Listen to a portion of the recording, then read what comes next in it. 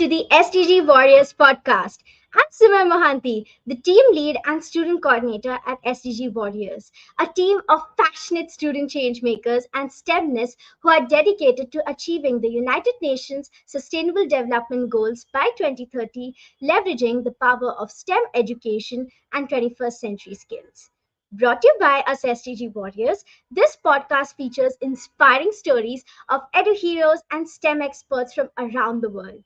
Ideal for students, teachers, and parents, and basically anyone interested in STEM education and social impact, this podcast aims to provide enriching learning experiences and drive positive change in local, global, and digital communities. Today, we are going to be in conversation with a true blue EDUhero who's a beacon of light within the juvenile justice system, Dr. Kaylah Holland. Hi, thanks so much for having me. It's such a pleasure to have you today, Dr. Holland. To give an overview, Dr. Holland serves as the Director of Instructional Technology and Blended Learning at BreakFree Education. In this role, she enhances educational opportunities for students in the juvenile justice facilities across the United States, giving them a success in both academics and personal growth. Dr. Holland holds a doctorate in education, specializing in instructional design and technology with a focus on creating active learning environments.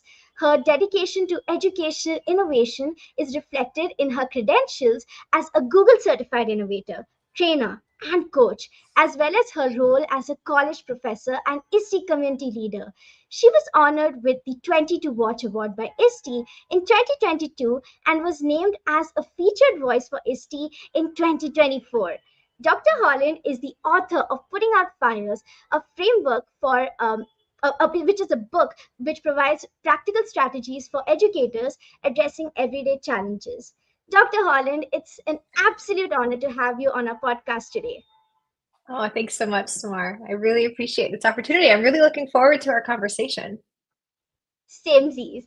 Before we dive into the conversation, to help our listeners audibly visualize the entire conversation, can you please tell us where are you located, what's the weather like outside, and what can you see from your window? So I'm located in Charlotte, North Carolina. That's on the East Coast of the United States. And the weather is very rainy here today. It's 10:30 in the morning for me. Samar and I were talking about that before we came on. I think it's 8 p.m. for her. And I can see like some green trees outside my window. Well, that sounds wonderful. As for me, I'm in Bangalore, India, where it's cool and breezy late evening.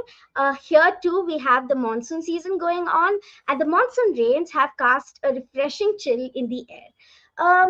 From my window, I can see the Bangalore's nightlife come to life as the bright headlights of the vehicles. You can see it navigating the road, carrying commuters to back at home to the families for the weekend. So now we've got that visualized, let's turn our attention to a different kind of landscape, the one of education. So, Dr. Kayla, beginning with our first question, what inspired you to pursue a career in education and specialize in instructional design and technology? You know, this is a question I get asked often, and I think a lot of educators do. You know, what brought you to education? And I like to call it an accidental journey, because I didn't really want to be in education at the beginning. I started out as a an English literature major.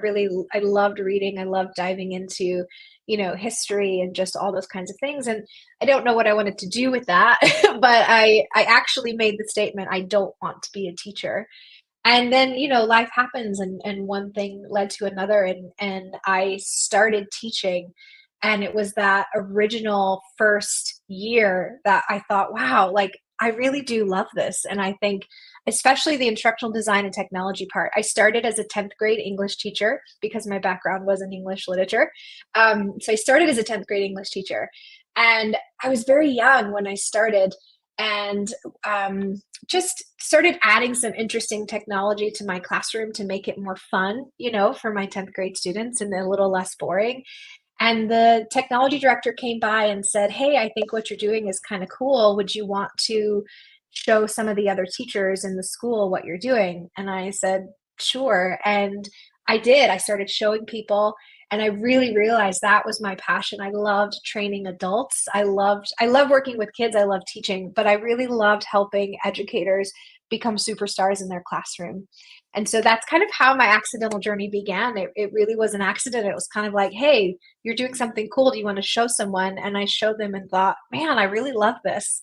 So that's what got me started. And that was, oh, I don't know, 15 years ago or something now. It's been quite a road. So you fell in love with teaching and your classroom, and you haven't looked back ever since.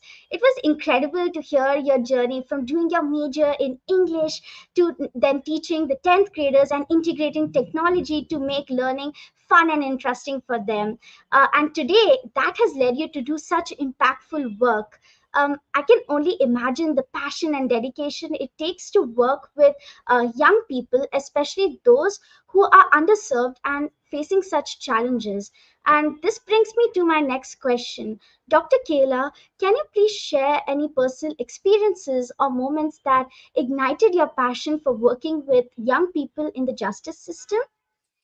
Yes, and I need to do a little bit of a background here so people know what the experience is like for students and teachers in the justice system. And I'll try to be quick, but when students are arrested in the United States, they go to a detention center essentially. So we call it a secure school. In the United States, any student who is arrested is sent to short-term or long-term detention facility or jail or something like that. And most of them are required to have some kind of education because kids are going to spend 3 to 6 months or longer in these facilities.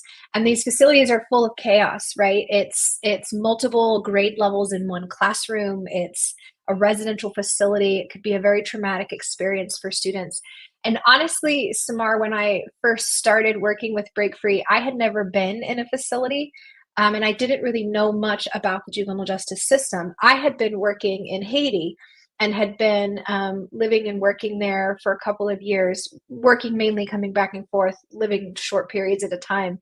And I had been really working with Haitian educators and Haitian students to solve really critical problems, to make education fun and engaging, and talking more about that accidental journey. Like, it just kind of happened that I was very passionate about that. And then the pandemic happened and I was kind of sent out of Haiti back to the States. And one of my friends worked with BreakFree and she said, oh my gosh, I think you'd really connect with this and you'd really, have good ideas to problem solve and things like that. And I started learning about the juvenile justice system. And it was so impactful to me that I had never once thought, how do kids who are arrested in the US go to school? And I was so ashamed for that at first, but I started really just diving into that work, and the teachers who are working inside of that system are really the superstars here because they're in it every single day. I tell people I have the real honor and privilege of traveling to these facilities. I get access to these facilities, which is a lot of people don't. But it's incredible. These kids are brilliant and they are inside these facilities and doing some incredible things. They're going to school, they're making changes in their lives, they're writing speeches and poems and doing all the hard work they can to fill the gaps in their academics. And it's just really incredible to meet these teachers and spend time with the kids who are inside of this somewhat chaotic system that maybe they did what they are accused of doing, and maybe they didn't. And so it's just such a unique circumstance to meet kids. Definitely. And that was such a powerful story that you shared, Dr. Kayla. Our experiences shape us into the humans that we are.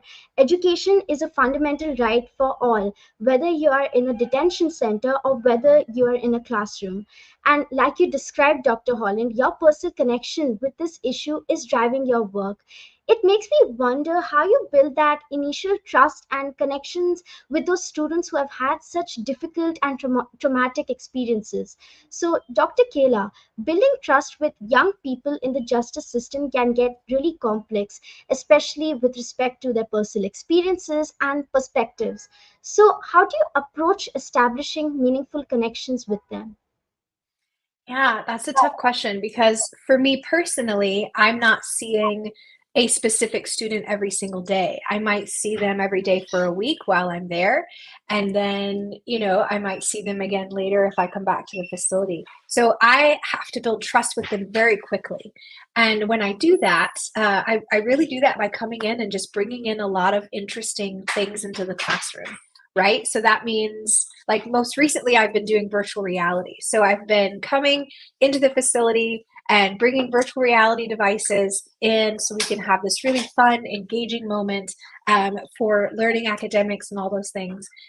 We get to do field trips, we get to do science experiments. And so a lot of times I get to come in and I need to build that trust really quickly. And so I do that by trying to be very authentic. I do that by making sure I'm, small things like making eye contact with them, introducing myself, asking permission if I can sit next to them, or, things like that. When you have a student in a facility, a lot of their control is gone. And so if in any sense that I can allow them to have some control back, I think really goes a long way with them. So I can say, may I sit next to you? Can I ask you a few questions? Hi, my name is, shake their hand if I'm allowed, like those kinds of things. I think really just treating them as a human being goes a long way to really building that trust as quickly as I can. Absolutely, Dr. Kayla. Bringing joy with unique experiences lays the foundation of building trust. And you break the ice by doing small things, because small things sometimes can make the biggest difference. So, this definitely sheds light on another pressing issue, which is educational equity. So, Dr. Kayla, how do you address the issue of educational equity for students who are often marginalized and underserved, such as those in the juvenile justice facilities? And according to you, what steps can be taken to create a more leveled playing field for these students? That is a very difficult question to answer because there are lots of issues of educational equity across the globe, is definitely, but across the juvenile justice facilities that I work with. And I think a lot of times, inside of these facilities, there's a lot of restrictions that come. So some facilities have access to computers and technology. Others don't. Some have access to simple materials, like crafting materials, like cardboard and paper and tape and things like that. Others don't. And so when you look at educational equity, it's really, to me, it's about access. And so I really, that's really the work that BreakFree does. We are a small team and we work, passionately to make sure that as many kids in the juvenile justice system as possible have access to high quality education. And what high quality education means might look different for each facility, but we're basically just striving to push people forward. How do you get better and better? How do you continuously become even more high quality than you were last year or last week? And I think that's really the passion and the mission of BreakFree and the wonderful colleagues that I work with. And it's difficult. So really that's what I do every day. I champion educational equity for these students because they need it. Every single student deserves access to a high quality education. And that includes lots of things like having access to a device like a Chromebook and being able to create digital citizenship skills. I mean, all these things, we could talk about so many details of them. But honestly, if your question is how do I address the issue, it's just one day at a time, one facility at a time. I work with a lot of different facilities and they're in different places. So some don't have access to technology, and that might be what I strive for with them. I'm trying to help them procure devices and train their teachers to use them and make sure that we're incorporating digital citizenship standards and just all of those things. Others might have that already, and so I'm trying to help their teachers become really innovative with how they're using it in such a chaotic environment. just things like that. Absolutely. Sometimes it gets really disheartening to hear the stories of disparities in education. And I think it's really important to find ways to educate and empower students in juvenile justice facilities and reach their full potential. Your passion has driven you to help each student to achieve his or her full potential. And now, Dr. Kayla, educating and engaging students, especially those with negative educational experiences, must be a constant challenge that you must be facing. So, what strategies do you use to engage and motivate students who may have had negative experiences with education in the past? Yeah, and that's a large number of the students that we serve. They are coming from a public school system that they have some form of trauma or negative experience or something from. And what we do with Break Free is we really try to create experiences that are highly engaging, relevant, and meaningful, right? So we want kids to come into a classroom and think, man, this is a lot of fun, and not really realize they're learning, which probably a lot of your teachers are doing the same thing. So at Break Free, we create these monthly initiatives, is what we call them, and they are aligned to curriculum standards in the US. They are they have some kind of product at the end that kids are really creating, and they get to submit it back to us for Break Free as a monthly contest, and we have judges and we give feedback and we offer prizes, and it's this whole thing. And so I think that's one of the ways that we do that, is to really create those initiatives. Those are really active learning experiences. The content we create is based on pedagogical practices, and it's high quality. That's what we're trying to be, role models for teachers in the classroom. Like I answered before, we want these high quality experiences. So that's one way. It's really just motivating students to say, this experience in learning is very different from anything you've done before in a public school.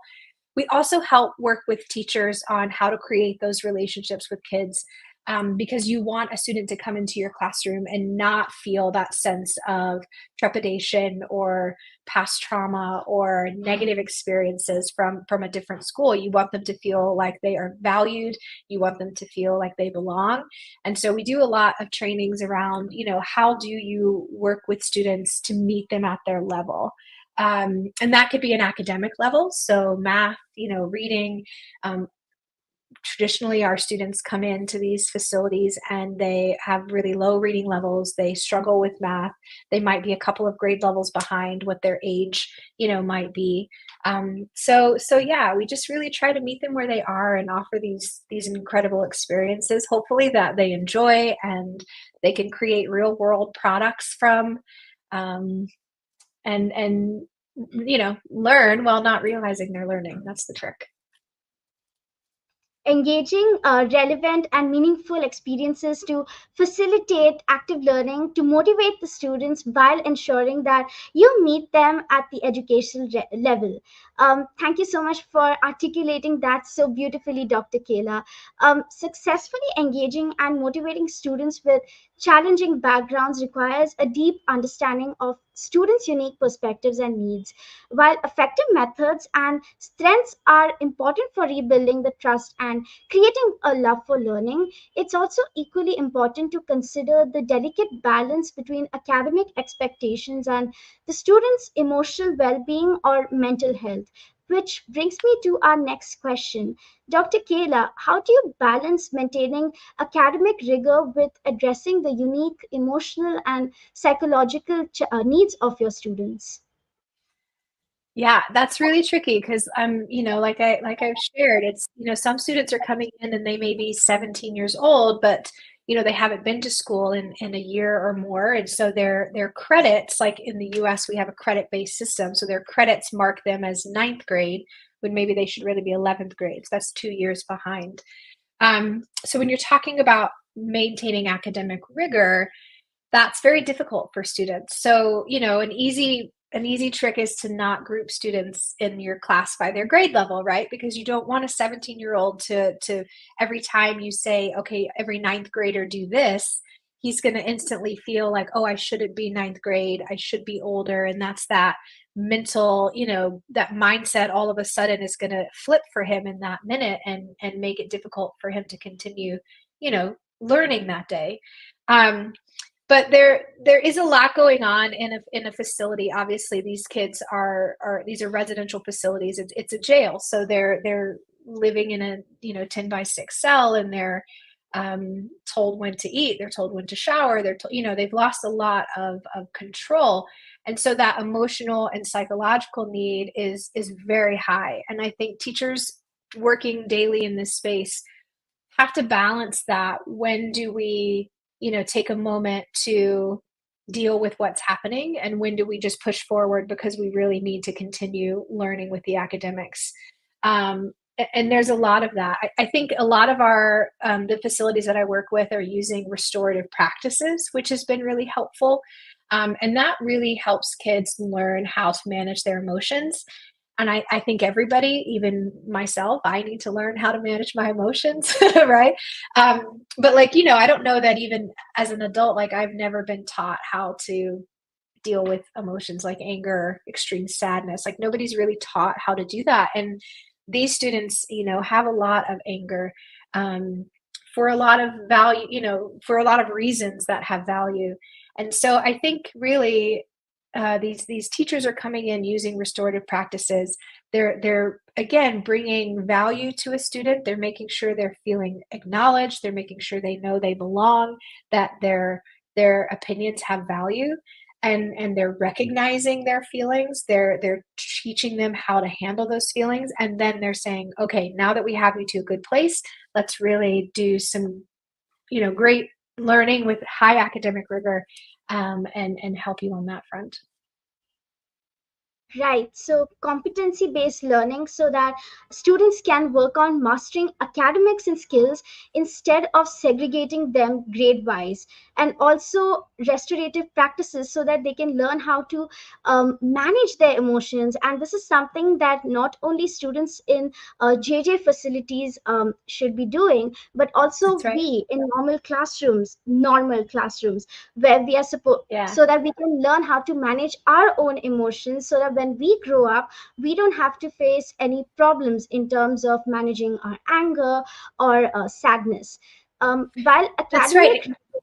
hmm, Yeah. Can I just quickly add one other thing there, Samar, what you just said, because we also need to become their ally, right? Kids need a safe space.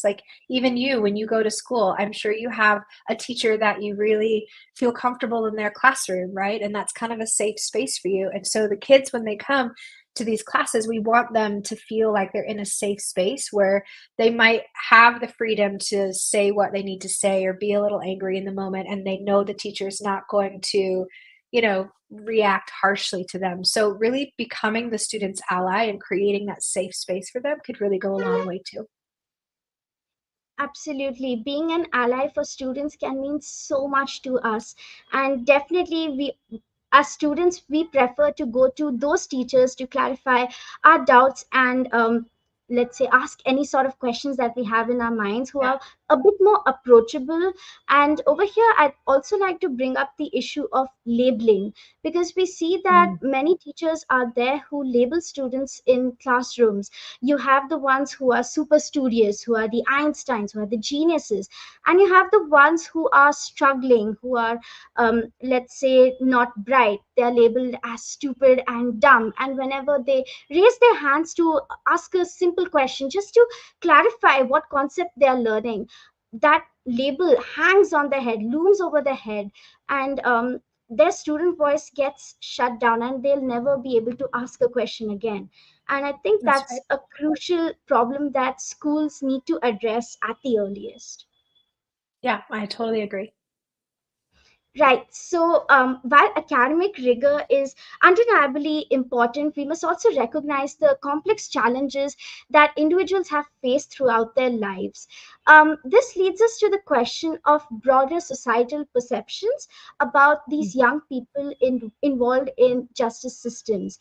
Dr. Kayla, what misconceptions or stereotypes about justice involved youth do you encounter the most frequently, and how can we challenge these to promote a more compassionate understanding?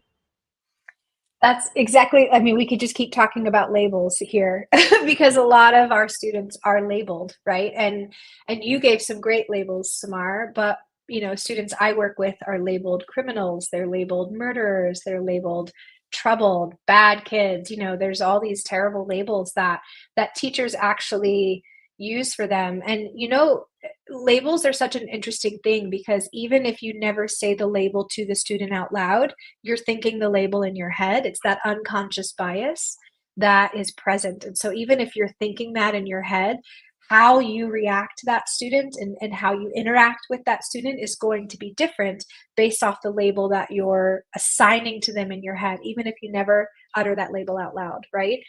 So labels are really important. And I've had quite, it's an interesting thing, the work that I do, it's very unique. So when people ask, hey, what do you do for a living? And I start talking about it, they, I get different reactions. I get the, oh, that's wonderful. Like, tell me more about it kind of reaction. And then I actually had a woman once ask me like, oh, how could you educate murderers? Like, how could you do that? And so there is that stereotype that every student, that's been arrested, we like to say students, instead of prisoner, inmate, or any of those other terrible labels that they could have. So, any student, a lot of people think that they've all been arrested for high violent crimes or, all these things. And in reality, that's not true. A lot of them have been arrested for very minor, nonviolent offenses. They're all coming from, just environments that are not conducive to to having a stable, childhood. And so I think a big misconception is that we shouldn't look at the student in the circumstance, right? I meet kids a lot of times in like the worst moments of their lives, and the hope is that we can provide enough high quality education that we are essentially providing them a path to success in school and life, right? Like we want them to become a learner. We want them to not have trauma with school. We want them to do as well as they can in school, and we want them to be a profitable member of society when they're released, from whatever facility they're in. So the misconceptions would really be to not just assume that because a student's been sent to a facility that they've done some type of high violent crime. Of course, there are, some that have done that, but a large majority of them are there for nonviolent offenses. And I just think we should think about like what has to happen in a kid's life to get them to that point. It's not always, it's a right or wrong, right? I think a lot of times we think like this is right and this is wrong, and it's just such a clear path, and that's not really true. It's just really complicated, and a lot of these kids have survived really terrible environments. And I think, a lot of that we should be proud of them and how far they've come. And I've met so many interesting kids who have these just really powerful stories of just the lives that they've lived and what they've come through just to exist as a 17-year-old, in the United States. I will tell you, there's this really cool teacher in the U.S. in Maryland, and she calls her students king. I love this story. I tell it a lot. So she calls her students king because she believes in the labels, right? And she knows that our kids are labeled criminals and thugs and all these things. So she labels them king. So when they come in the classroom, she calls them king in their last name. So I'd be King Holland, And she said, I asked her why she did that. And she said, because if they are going to believe in any label, she wants it to be the label of a king rather than the label of a criminal. And I thought, how powerful is that? Because we even label ourselves, right? And so really that unconscious bias can play such a huge part in how we treat ourselves and how we treat other people. Right, Dr. Kaylah. We often hear negative stereotypes about young people being involved in the justice system. It's very easy for people to label them or make assumptions about their futures. But these young people are more than just their own mistakes. Every individual deserves a right, a fundamental chance to learn and grow and contribute positively to the society. As we SDG warriors like to say, to be the change. which brings Yes. us to our next question. What strategies does BreakFree Education employ to ensure that its programs are culturally relevant and responsive to the diverse student population? Yeah. So, a lot of those I talked earlier about those initiatives that we create, and we do a monthly book club where we send, we partner with another organization and we send like 600 books a month to kids in facilities, and we create all kinds of resources to go along with them. But really, to be culturally relevant is to represent all types of cultures, right? So we want the kids that we are serving to be represented in the materials that they see. And so, we are serving a lot of it's a high majority of students of color that are arrested in the United States. And so all of our initiatives highlight phenomenal people of color. The books that we read are diverse in terms of race, ethnicity, gender, all the things. So we really want, in order for us to be culturally relevant and responsive, we are presenting materials that match the faces of the kids that we serve. That's kind of, how we try to really recognize and bring value to every single kid, no matter their background.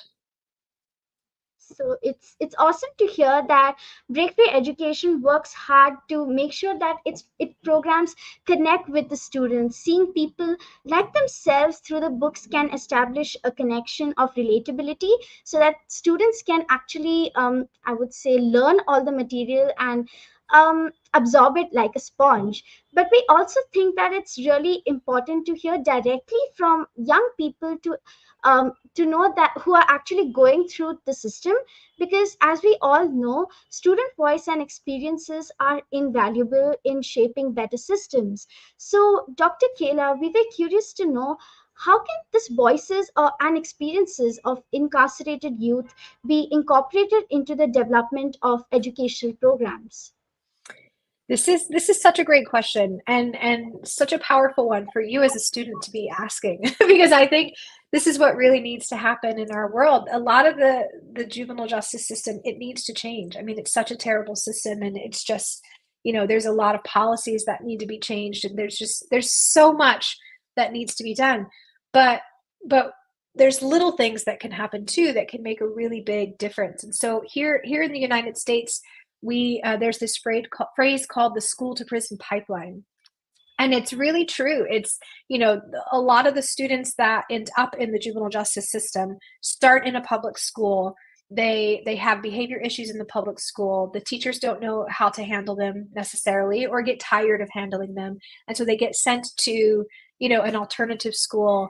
And that's what we call the school to prison pipeline, because once you kind of step foot in that pipeline, it's just kind of a slip slide into the juvenile justice system when you have a real record and things like that. So one way is you can bring value to the stories from these students, right, that are inside of a juvenile justice facility, these incarcerated youth. You can bring value to their voices. You can learn their stories. You can ask them, what is your experience like, that kind of thing. But a lot of our kids are going to go from a public school to a juvenile justice facility and back to their public school.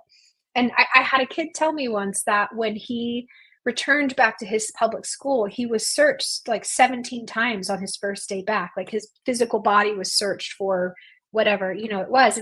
And again, that's not going to be a safe environment for him. He's not going to feel like he belongs there or brings value there. So to bring this into your question, a lot of teachers, a very easy thing you can do is look at the discipline practices in your own classroom. How does a teacher bring discipline to a student whose behavior is negative? Is that discipline punitive, meaning like it's going to be worse for them, or is it rehabilitative? We're going to learn from our mistakes, because students are going to make mistakes, right? We're all human beings. We're all going to make mistakes. But a lot of the schools, and I'm sure this is global, but in the United States specifically, since we're talking about the US juvenile justice system, they have these really punitive discipline systems inside of the schools, and it makes that entering that school to prison pipeline really easy. And I think if we could change some of those policies, then it would be harder for kids to enter that pipeline. And I think that would save a lot of these kids, from entering the system at all, which would be, I mean, obviously highly beneficial for them and their lives. So I really think that when you think about an educational program, it's not just about the academics, it's not just about the rigor, what standards we're meeting. It's also about how are we making sure that kids feel valued and seen, kids feel they belong, kids feel safe, but they also, when something happens, because again, we're all humans, we're all going to make mistakes. How are we disciplining students to learn from their behavior instead of just constantly disciplining them until they have no other place to go but a juvenile justice facility? Absolutely. Positive reinforcement to mold students' behavior, amplifying their stories, and seeing the kind of disciplining systems and practices which are there in schools. It's really important to acknowledge that the young people have gone through tough times, and their say in what kind of help they can get can prove to be really valuable in improving the quality of education that they get. Their ideas about what works and what doesn't can prove to be incredibly valuable, and we need to listen to them and make sure that their voices are heard when planning such programs. So we need alterations in policies and also the entire system. So if you're thinking about success beyond just staying out of trouble, Dr. Kayla, how do you define success for the young people who participate in break-free education programs beyond the recidivism rates? Yeah, that's a great question. The recidivism rate is around 50%. So that means half of the students who come to a juvenile justice facility and release, they're going to return. So that's an interesting question. How do we define success? Because again, Break Free is this kind of an umbrella facility. I mean, a umbrella program, right? Where we don't directly manage students or teachers, but we encourage and support and empower and do all of those things. So for me personally, I would define success as kids, there's big successes, like they're graduating, they get a high school diploma or a GED. That's huge. That's life-changing, for some of these kids. But there's other smaller successes, right? Like we had a student last year that learned how to read. He was an 11th grade student and had never learned how to read before. That's huge. That's also life-changing for him.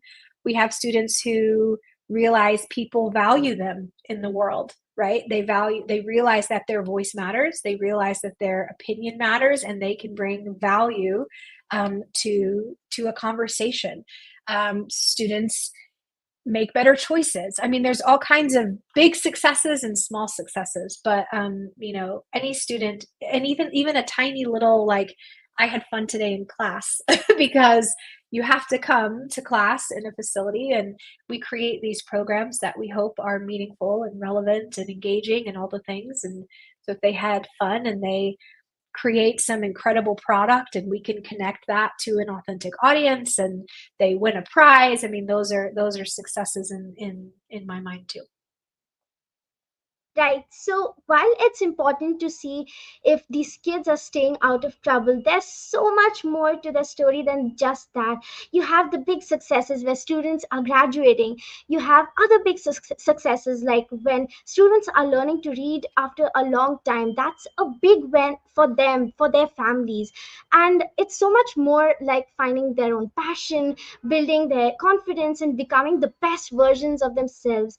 It's about feeling like they belong and they have a bright future. So it's That's all right. about that. Right. Yeah. So let's lighten up the mood a bit, shift gears, and pick up the pace. Dr. Kayla, are you ready for a rapid fire round? Oh, I'm ready. I'm a little nervous, but I'm ready.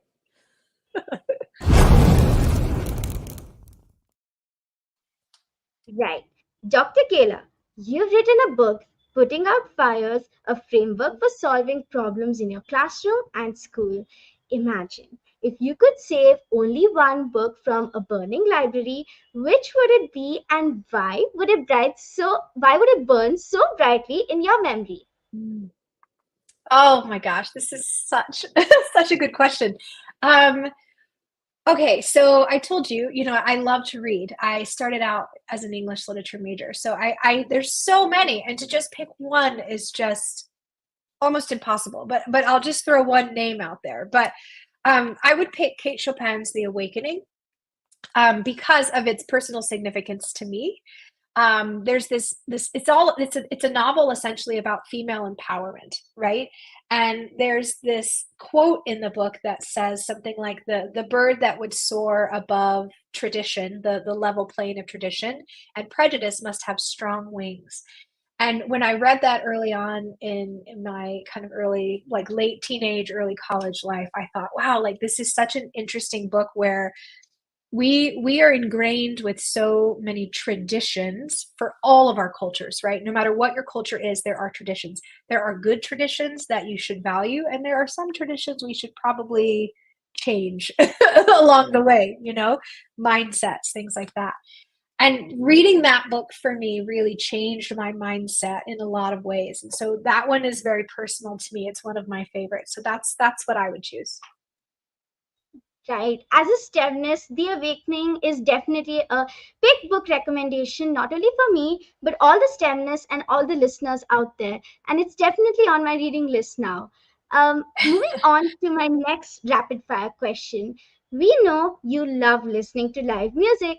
So imagine if someone were to write a song about your life, what genre would best capture your story, and which artist would you choose to sing it? Oh gosh, these are so hard. These are so hard. I'm gonna pick the genre that I love most is really like a singer-songwriter type genre. I love all kinds of music. I love listening to classical, I love jazz, I just love all kinds. But I think if someone were singing a song, it would be I don't know, it would be like a singer-songwriter, some kind of very chill, a song that's just like here's this really interesting story. And I think I don't know, just off the top of my head, maybe Nora Jones, because I love the way that she tells stories through her songs, and I don't know, I'd want my story to be told in song, I guess. So something like that. Ooh, that's fantastic. I've got to add some of her songs into my playlist now. Moving on to Yeah. my next question. What's the craziest thing that you've tried to learn, and what unexpected or hilarious outcome did it lead to? And we'd Oh, love to hear the story. oh, okay. I tried to learn how to hip hop dance last year, and it did not go well. I'm not very coordinated. I don't have great balance, and it was just I'm more like a robot and less like a dancer. So yeah, that was really I don't know. That's not super crazy, but for me in my very kind of straight line world, I guess it felt a little bit crazy. I had a lot of fun. But yeah, I'm not very good at it. So don't ask me to dance anytime soon. This was so nice to hear because I can relate to it, not in the sort of a dance perspective, but in sort of a music perspective. This was a long Nice. time back. The craziest thing I tried to learn was beatboxing. And at first, whenever someone in my class used to beatbox, I used to find it really cool, but I'd always think in my head, then what's the point of having instruments? And eventually, some Yeah. of my friends, you know how friends are, they try to push you to do the craziest sort of things in the world, and they eventually managed me to practice that and to try that out. So when I first did that in my class in a crowd, it was a pure comedic chaos, and the teacher from the neighboring class had to come in and calm us down. As everyone expected, I was very embarrassed. But later, my friends had some mercy on me, and they taught me about the art of beatboxing. And later on, after lots of practice, I was able to craft my own very basic, not good, It's not the best, amazing.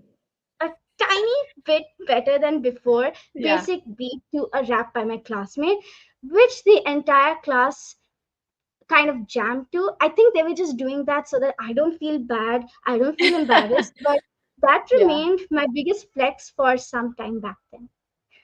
Yeah, that's amazing. Well, you keep practicing beatboxing and I'll keep practicing hip hop and maybe we'll collaborate at some point. Way down the line. You'll be really good at it a lot sooner than I will. Yes. Well, that was fantastic, remembering our fun times and putting our imagination to work. Dr. Kayla, we've covered a lot of ground today, from the challenges young people face in juvenile justice facilities to the incredible work you are doing as part of BreakFree Education. It's been such an insightful and thought-provoking conversation so far.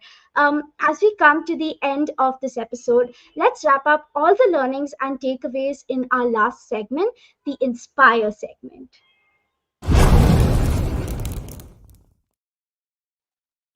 Dr. Kayla, who or what has been your biggest inspiration in life? That would be my mom. My mom and I are very close, and she just, had a lot of difficulties in her life. And she is just such a strong person. And she has this mindset that, every single challenge is just this opportunity for growth and for change. And I have so much respect for her, and she's such an inspiration.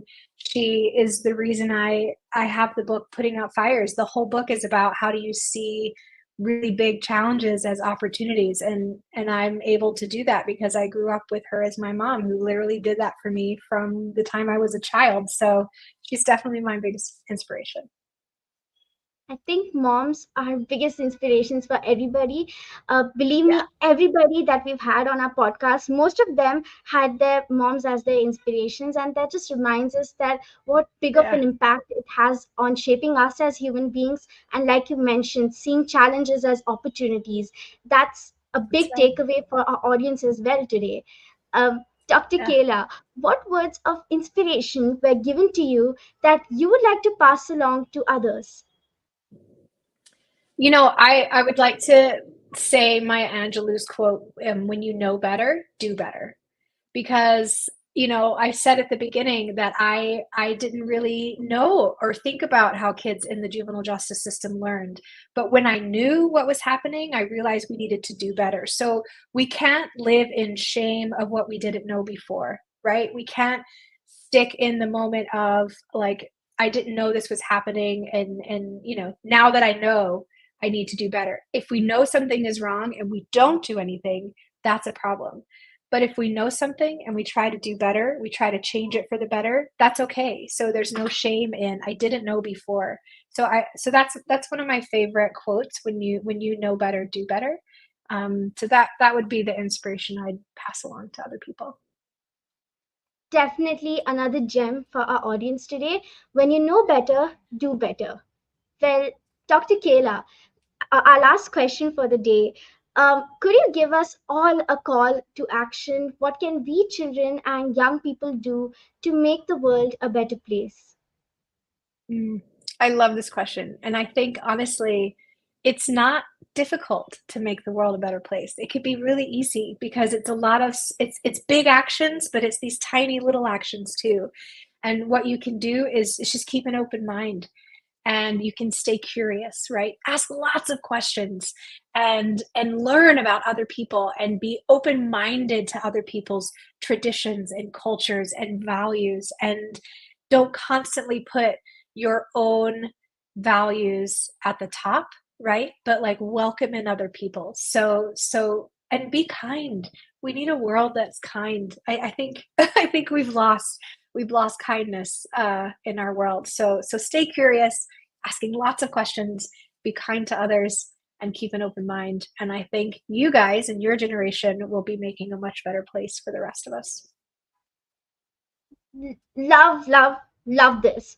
Kindness matters, and I often hear this saying go around in us SDG Warriors. In a world where you can be anything, choose to be kind. Today, it's That's it's right. more important than ever to celebrate empathy and to step into others' shoes to understand their perspective, so that we can get more receptive about it, and we can develop an open mindset, which can turn into growth mindset. Yes, that's so true. Well, Dr. Kayla, thank you so much for joining us on today's episode. Your insights into the challenges and triumphs of working with students in the juvenile justice system for and empowering these students, especially those who have been marginalized, is a powerful reminder of the transformative power of quality education. I can't thank you enough for taking out your time and joining us on today's episode. It's been a rich learning experience. Oh, thank you so much, Samar. This has been so much fun. And just kudos to you for everything that you're doing as an SDG warrior. And just, you're an inspiration. And I'm just really excited to have a conversation with you today. So thank you. Thank you so much, Dr. Kayla. To all our listeners, we hope this conversation has sparked your interest in the critical work which is being done to support justice involved youth and the importance of compassionate and equitable education. You can check out the work of BreakFree Education at www.breakfree-ed.org. You can find the link in the show notes. And remember, each one of us has the power to create a more inclusive and understanding society for everybody.